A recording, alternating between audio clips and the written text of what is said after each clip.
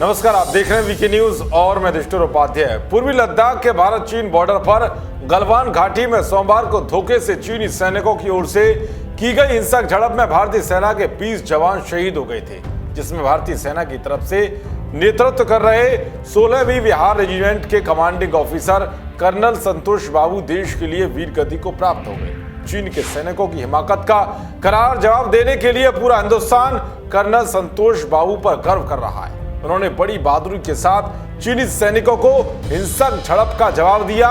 उनके पराक्रम के आगे 43 चीनी सैनिक ढेर हो गए। कर्नल संतोष बाबू अपने माँ बाप के इकलौते संतान थे। सोचिए, अपने इकलौते बेटे की शहीद होने की खबर सुनकर माता पिता पर क्या बीती होगी। कर्नल संतोष बाबू के ना रहने से उनकी माँ और पिता का इकलौता सहारा भी छूट गया, लेकिन इस बात का उनके माता पिता को कोई भी मलाल नहीं है। उन्होंने जो बात कही है वो हर हिंदुस्तानी का दिल छू लेगी। बलिदानी कर्नल संतोष बाबू के पिता भूपेंद्र को बेटे के वीरगति होने की खबर मंगलवार को मिली। बलिदानी बेटे की खबर ने उन्हें अंदर से झकझोर जरूर दिया, मगर वो हारे नहीं। अपने बेटे को याद करते हुए उन्होंने बताया कि मुझे पता था कि एक दिन आएगा जब मुझे ये सुनना पड़ सकता है जो मैं आज सुन रहा हूं, और मैं इसके लिए मानसिक रूप से तैयार भी था। मरना हर किसी को है, लेकिन देश के लिए मरना सम्मान की बात है और मुझे अपने बेटे पर गर्व है। एसबीआई बैंक से रिटायर्ड कर्नल संतोष बाबू के 62 साल के पिता बेटे पर गर्व महसूस करते हुए कहते हैं कि कर्नल ने अपने 15 साल के सेना के करियर में कुपवाड़ा में आतंकियों का सामना किया था और आर्मी चीफ उनकी तारीफ कर चुके हैं। पिता ने बताया कि उन्होंने ही अपने बेटे को आर्मी ज्वाइन करने के लिए प्रेरित किया था। ये जानने के बावजूद इसमें खतरे भी हैं। संतोष ने आंध्र प्रदेश के कोरुकोड़ा में सैनिक स्कूल ज्वाइन किया था और तभी से उन्होंने अपना पूरा जीवन देश की सेवा के लिए समर्पित कर दिया था। पिता ने बताया कि उन्हें अभी भी अपने कर्नल बेटे से की गई आखिरी बात याद है। कर्नल संतोष ने 14 जून उनसे फोन पर बात की थी।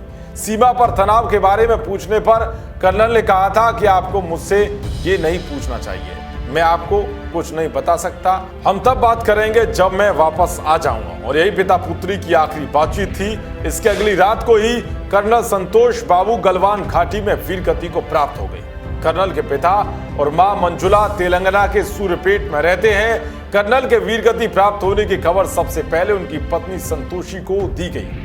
कर्नल की पत्नी संतोषी अपने 8 साल की बेटी और 3 साल के बेटे के साथ दिल्ली में रहती हैं। कर्नल के पिता कहते हैं कि 15 साल में मेरे बेटे को 4 प्रमोशन मिले।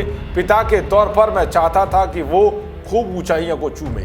मैं जानता था कि सेना के जीवन में अनिश्चितता होती है, इसीलिए हमें संतोष है कि उसने देश के लिए सबसे बड़ा बलिदान दिया। शहीद कर्नल की मां मंजुला काफी व्याकुल हैं, फिर भी उन्हें अपने बेटे की शहादत पर गर्व है।